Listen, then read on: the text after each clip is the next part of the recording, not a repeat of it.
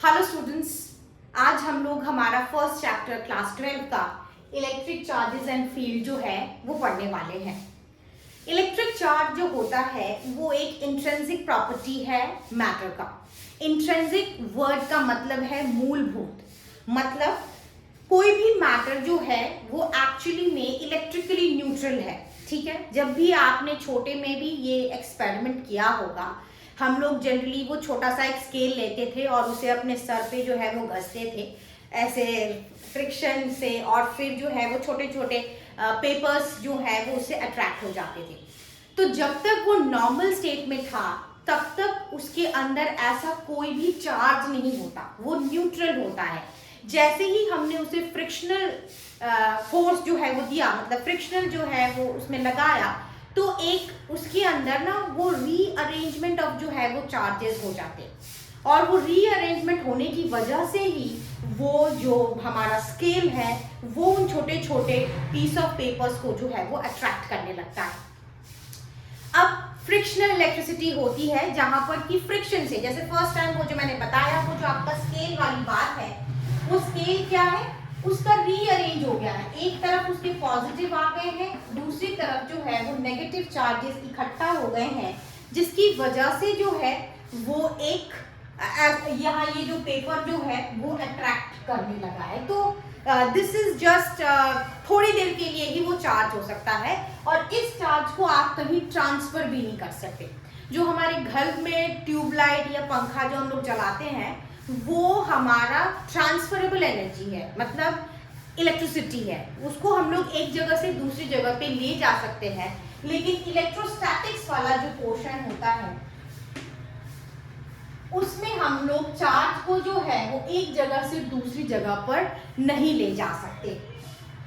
अब इसी में हमारा आ जाता है इंसुलेटर, कंडक्टर, वो जो हम छोटे क्लासेस में हमेशा से पढ़ते आए हैं कि जो चीजें जो हैं वो इलेक्ट्रिसिटी को कंडक्ट करती है, अपनी तरफ से पास होने देती है, वो जो है वो कंडक्टर होते हैं, और जो अपनी तरफ से इलेक्ट्रिसिटी पास नहीं होने देते उनको इंसुलेटर कहा जाता है।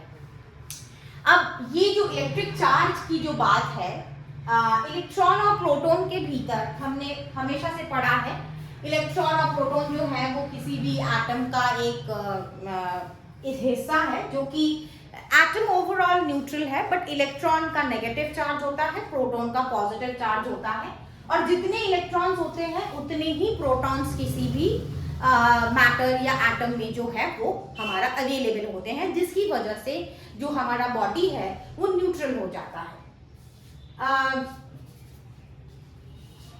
चार्ज का जो सबसे छोटा वैल्यू है उसको हम जनरली ई से डिनोट करते हैं, उसका वैल्यू होता है 1.6 into 10 to the power -19 coulomb. तो सबसे छोटा चार्ज का वैल्यू यही होगा।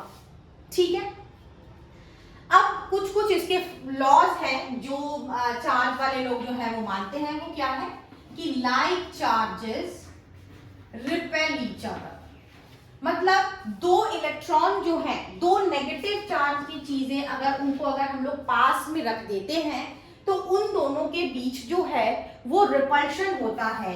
वहीं पे अगर अनलाइक चार्ज जो है वो अट्रैक्ट करते हैं एक दूसरे को, यानी अगर एक पॉजिटिव चार्ज है और एक नेगेटिव चार्ज है तो वो दोनों आपस में जो है वो अट्रैक्शन वाला जो फोर्स है वो एक्सपीरियंस करेंगे।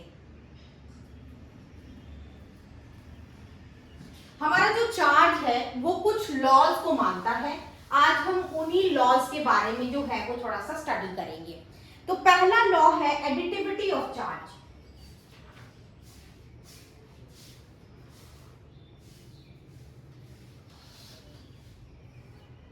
एडिटिविटी ऑफ चार्ज क्या होता है?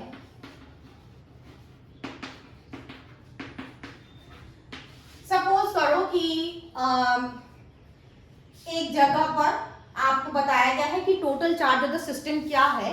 अगर वहां पे +5 माइक्रोकूलम का कोई चीज है, -2 माइक्रोकूलम का कोई चीज है, और +3 माइक्रोकूलम का चीज है, तो एडिटिविटी ऑफ चार्ज क्या कहता है कि सारे चार्जेस का, सपोज कर लो, जितने भी चार्जेस हैं उनका जो सम है ना, वो मतलब उन सभी को आपको क्या करना है, नॉर्मल जो सब्ट्रैक्शन और एडिशन,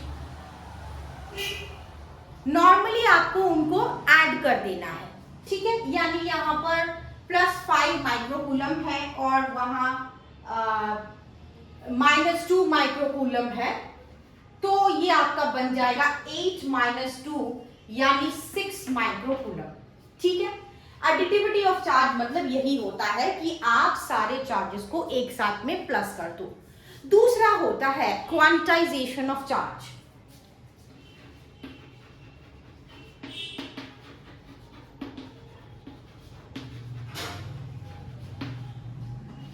क्वांटाइजेशन ऑफ चार्ज जो है वो आपको 11th में भी थोड़ा पढ़ाया गया होगा। क्वांटाइजेशन मतलब ये है कि चूंकि चार्ज का वैल्यू आप देख रहे हो कि 1.6 इंटू 10⁻⁻19 है। अब जैसे हमने छोटे क्लासेस से पढ़ते आए हैं कि 1 के बाद 2 आता है, फिर 3 आता है, फिर 4 आता है, इस तरीके से, वैसे ही अगर सबसे लोएस्ट चार्ज का वैल्यू ये है 1.6 इंटू 10⁻19, तो आप जो नेक्स्ट वैल्यू होगा चार्ज का वो डेफिनेटली 1.7, हमारा जो नॉर्मल थिंकिंग है, जो हम सोचते हैं कि जस्ट एक बढ़ाना है या 2.6 होना चाहिए, वैसे नहीं काम करता ये। सपोज एक इलेक्ट्रॉन इतना है, अगर मुझे बोला जाए कि 2 इलेक्ट्रॉन का कितना वैल्यू होगा चार्ज का, तो 2 इंटू 1.6 10⁻⁻19 कूलम आपको ऐसे बताना पड़ेगा। या फिर 3 इलेक्ट्रॉन होंगे तो उनका क्या चार्ज होगा, तो यानी 3 इंटू 1.6 इंटू 10⁻⁻19 कूलम। इस तरीके से आपको जो है वो बताना है। इसका मतलब वो लोग एक, यही जो है, इसी चीज को एक फॉर्मूला में भी इन लोगों ने जो है वो बताया है कि टोटल चार्ज जो है हमारा वो क्या होगा। ये देख रहे हो, ये नंबर चेंज हो रहा है बस, 2, 3, 4, आप कुछ भी वैल्यू लिख सकते हो, मतलब 10, 20, 30, यानी इस नंबर को हमने क्या बताया, n बोला, और जो चार्ज है ये हमारा टोटल चार्ज है, तो चार्ज को हम q से डिनोट करते हैं, ये नंबर n से डिनोट हो गया, और ये जो स्मॉलेस्ट वैल्यू ऑफ चार्ज है वो e से डिनोट हो गया, ठीक है। यानी क्वांटाइजेशन ऑफ चार्ज का यही मतलब है कि जो चार्जेस हैं वो डिस्क्रीट पैकेट्स ऑफ एनर्जी में रहते हैं, वो ऐसे कंसेक्यूटिवली 1, 2, 3 करके ऐसे वो नहीं बढ़ते। तो हमारा फॉर्मूला बन जाएगा Q = NE, ठीक है। अब इसी से रिलेटेड हम कुछ न्यूमेरिकल्स करेंगे।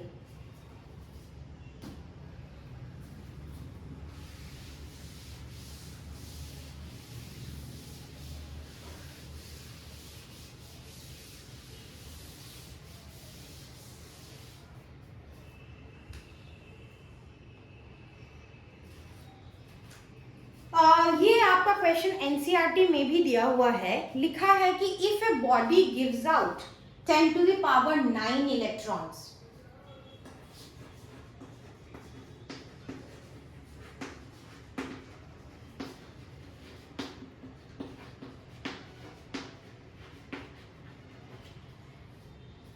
in every second, ठीक है। if a body gives out 10⁹ electrons every second,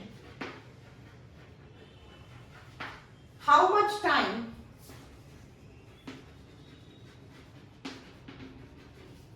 time is required to get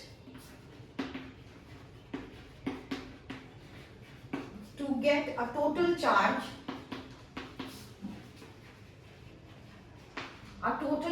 of 1 coulomb from it। मतलब एक बॉडी के अंदर से 10⁹ इलेक्ट्रॉन्स जो है वो निकलते जा रहे हैं।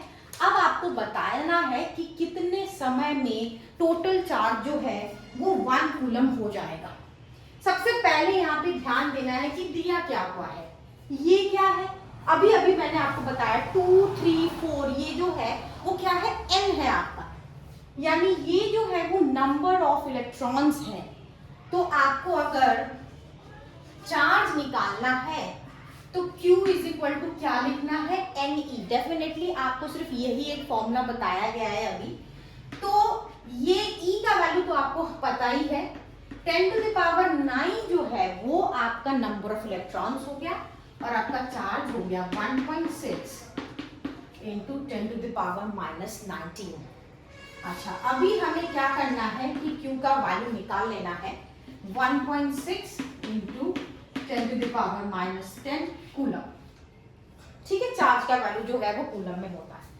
अच्छा, अभी ये हमारा मेन टास्क नहीं है, अभी हमने चार्ज निकालना है। हमने इतना ही चार्ज आया है 10 टू द पावर 9 होने से, और ये 1 सेकेंड में आया है ये चार्ज। अब वो बता रहे हैं 1 कूलम चार्ज कितने में आएगा, कितने टाइम। ऑब्वियसली टाइम पूछा है, मुझे वो देखना पड़ेगा कि कैसे हम लोग इसको फॉर्म कर सकते हैं। अब देखो 1.6 into 10 to the power -10 coulomb charge is attained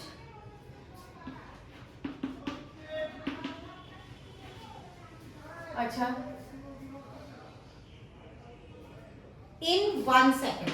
ठीक है, हमने वर्डिंग ठीक ही लिखा है, जो हम वर्ड्स लिख रहे हैं वो ठीक ही है। 1.6 into 10 to the power -10 coulomb charge जो है वो 1 सेकेंड में आता है। तो 1 कूलम चार्ज जो है, अच्छा ये मैथ्स नहीं है तो हमें लिखना पड़ेगा, लेकिन अभी फिलहाल मैं ये आप लोग लिख लेना। 1 कूलम चार्ज इज अटेन्ड इन कितना होगा 1/1.6 इंटू 10 टू द पावर -10। ठीक है, ये जो है वो नीचे कूलम आ जाता है, यानी आपका ये सेकंड में आएगा, क्योंकि ये टाइम जो है अभी हम लोग टाइम निकाल रहे हैं तो सेकंड में आएगा। अब देखो ये 10 टू द पावर 10 पॉजिटिव हो जाएगा, ये 16 करोगे क्योंकि ऊपर एक ये पॉइंट हटाने से यहाँ ऊपर 10 आ जाएगा। तो आप अगर 100 वहां से ले लो तो 10 टू द पावर 9/16। इसे अगर सॉल्व करोगे तो आपका वैल्यू जो है वो 16 का आप यहाँ भी कर सकते हो, थोड़ा सा कैलकुलेशन कर लो। 6 है इसका वैल्यू 96.4.2। हमेशा कैलकुलेशन करने की आदत डालो, क्योंकि जनरली जो है वो आपको खुद ही कैलकुलेशन जो है वो करना पड़ेगा, कैलकुलेटर का इस्तेमाल नहीं करना चाहिए। 6.25 into 10 to the power 9 second, यानी इतना समय जो है वो आपको लगने वाला है। डेफिनेटली आप चाहो तो इसको ईयर्स में भी निकाल सकते हो, बट इतने तक भी अगर आपने छोड़ दिया तो आपको इतना ज्यादा समय जो है वो 1 कूलम चार्ज लाने में जो है वो टाइम लगेगा। ठीक है, अब नेक्स्ट क्वेश्चन देख लेते हैं, वो भी हमारा एनसीईआरटी का ही है।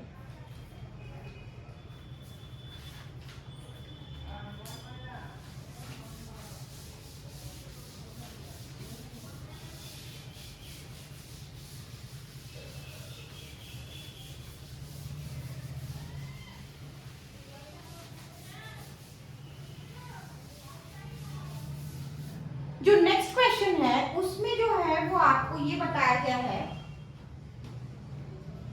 एक कप ऑफ वाटर है, लिखा है कि how much positive and negative charge is there in a cup of water.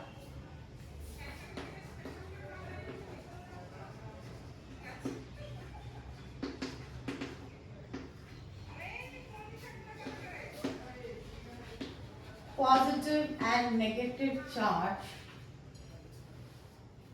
is there in a cup of water। अच्छा ठीक है, आपके बुक में जिस तरीके से सॉल्व किया गया है उसमें जो है वो आपको बोला गया है कि आप अज्यूम कर लो कि आपके पास 250 ग्राम पानी है। ठीक है, आप कुछ भी अज्यूम कर सकते हो।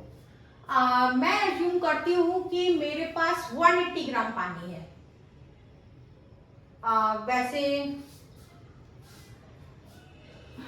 कुछ भी अज्यूम कर सकते हैं, मैं मेरे कैलकुलेशन के इजी के लिए जो है वो मैं अज्यूम करती हूँ। Let us suppose we have 180 gram of water, क्योंकि मुझे पहले से ही पता है कि वाटर का जो मॉलिक्यूलर मास होता है वो 80 ग्राम होता है, इसीलिए मैंने ये एक ऐसा नंबर लिया ताकि मेरे को कैलकुलेशन करने में थोड़ा इजी हो जाए। अच्छा, 180 ग्राम ऑफ वाटर अगर मैंने लिया है तो वही मॉलिक्यूलर मास ऑफ वाटर हम निकालते हैं। आपको पता ही होगा क्योंकि निकाल के दिखाने की जरूरत भी नहीं है। देखो मॉलिक्यूलर मास H2O है। आप चाहो ये देखो, ये क्या है, 2 हाइड्रोजन का जो है वो 2 एटम है और उसका एटॉमिक मास 1 होता है। ऑक्सीजन का 16 होता है, तो 2 + 16 18 ग्राम जो है वो आपका मॉलिक्यूलर मास आ गया। अच्छा, अब ये आ गया। अब देखो नंबर ऑफ मोल्स कैसे निकालते हैं। नंबर ऑफ मोल्स मतलब होता है ये जो नंबर है ना 18 ग्राम, 18 ग्राम का मतलब होता है 1 मोल ऑफ वाटर मॉलिक्यूल। ठीक है, 18 ग्राम ऑफ H2O का मतलब है 1 मोल, और इसी का मतलब है एवोगाड्रो नंबर। एवोगाड्रो नंबर होता है 6.22 इंटू 10⁻23। ठीक है, 6.22 इंटू 6.02 इंटू 10⁻23। अब ये चूंकि यहाँ पे मॉलिक्यूल्स की बात हो रही है तो हम जो है वो यही बोलेंगे कि 8 ग्राम ऑफ वाटर यानी 1 मोल में इतने सारे मॉलिक्यूल्स जो हैं वो आपका प्रेजेंट होते हैं। अब अगर मुझे ना नंबर ऑफ मोल्स अगर 180 वाले से निकालना है तो क्या करना पड़ेगा, यानी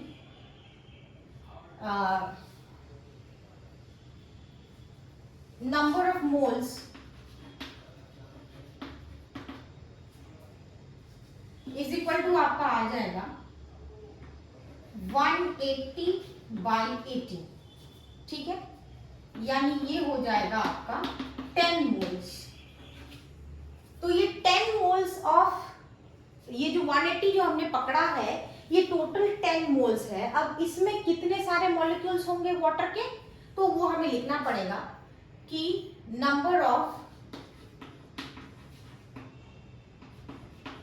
H2O molecules in 10 mole.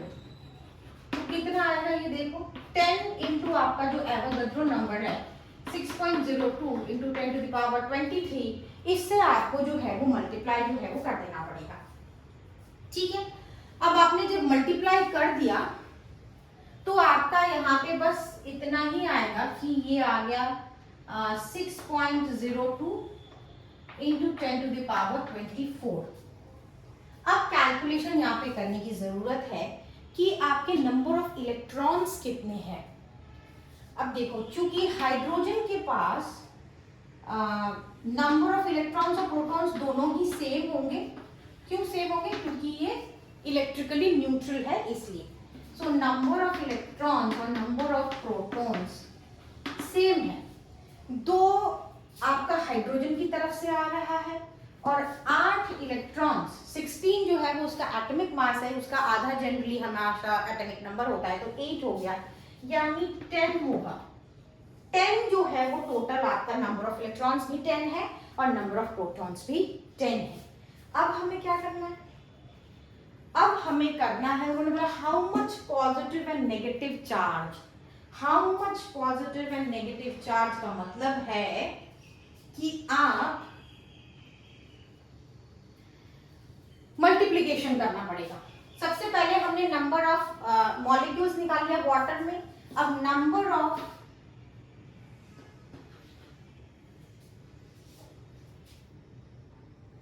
Molecules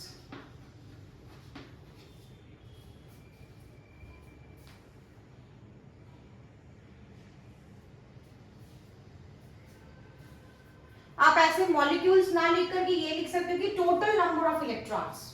ठीक है, ये आपका एक मैंने आपको बस समझाने के लिए किया है। आपको ये लिखना है कि number of total number of electrons 10 moles of आपका इसमें कितना होगा, उसको 10 से मल्टीप्लाई कर देना है बस, और कुछ नहीं। Number of electrons in 180 gram water, तो कितना हो जाएगा आपका, ये 6.02 इंटू 10⁻24 को आप फिर से 10 से मल्टीप्लाई कर दो, तो क्या आ जाएगा, ये 6.02 इंटू 10⁻25। अब इतना जो है वो टोटल नंबर ऑफ इलेक्ट्रॉन्स आपका हो गया। ठीक है, अब अगर आपको चार्ज निकालना है, the total charge, total negative charge आप लिखो, टोटल नेगेटिव चार्ज कितना हो जाएगा? टोटल नेगेटिव चार्ज होता है हमारा, क्या होता है, n इंटू ई, यानी नंबर ऑफ जो हमारा चीज है 6.02 इंटू 10⁻25, इसको हम लोग 1.6 इंटू 10⁻19 से कैलकुलेट कर देंगे। अब हमें जो है वो बस कैलकुलेशन वाला पार्ट जो है वो आपको देखना पड़ेगा। अभी 6.02 और 1.6 का मल्टीप्लिकेशन करके देखते हैं।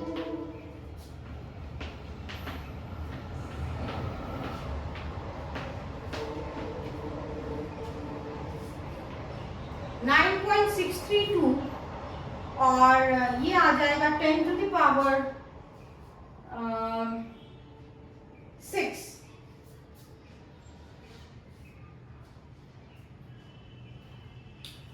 मेरा थोड़ा आंसर जो है वो डिफरेंट आया है क्योंकि मैंने थोड़ा सा डिफरेंट तरीके से किया है, बट ये ऑलमोस्ट आपका वही आंसर है। ठीक है, ये क्योंकि मैंने 180 ग्राम ऑफ वाटर लिया था, तो इसमें मेरा जो टोटल नेगेटिव चार्ज जो है वो यहाँ पर कितना होगा, मैंने चूंकि कैलकुलेशन करके देखा है, तो ये आपका 9.632 इंटू 10⁻25 से आप 19 करोगे, ये 6 आ जाएगा।